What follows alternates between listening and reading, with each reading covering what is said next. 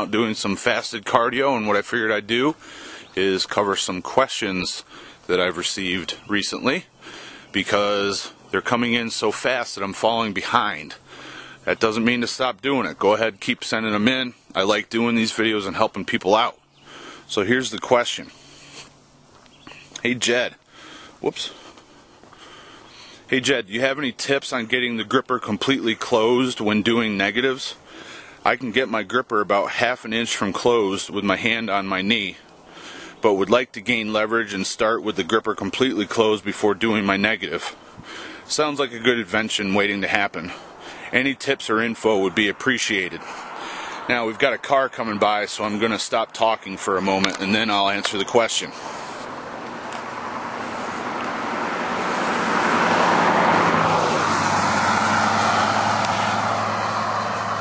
So, he needs something to gain leverage on the gripper in order to close it down. Says it sounds like an invention waiting to happen. Actually, there's already options out there. They've had extended handle grippers out and about for a long time, and I believe that's basically their primary use, is with that longer handle, giving you a little bit better leverage in order to get the gripper closed for negatives.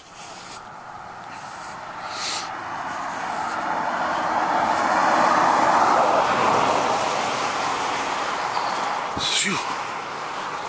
Bird, robin, damn, scared me. So that's one option. The thing that I came up with, I think this was actually probably like 2005, 2006 that I got this done, is I had a guy that was a machinist drill a hole into one of my number 4 grippers, and the threading matched like a bolt, and I was able to stick the bolt into the bottom of the handle, and that gives you extra leverage as well. And I actually use it for a slightly different purpose. I didn't use it for negatives, but if you get the Crush DVD, you'll see exactly what I use it for. I put it into a number 3 gripper, put one of those into a number 3 gripper as well. But those are good options. But one thing that I'm going to say, it's not always about using a really big heavy gripper for your negatives, because when you do that, you're putting yourself at risk for injury.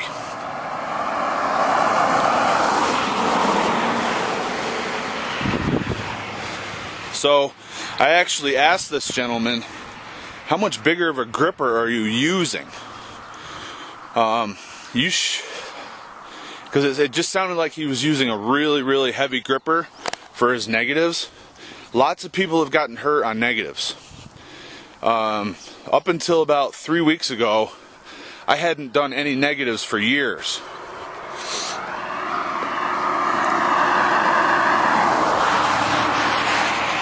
And that's because of the injury risk.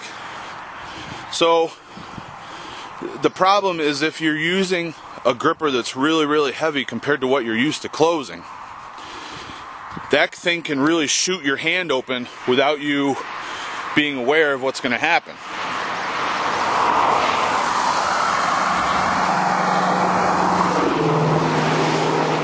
Traffic is crazy today.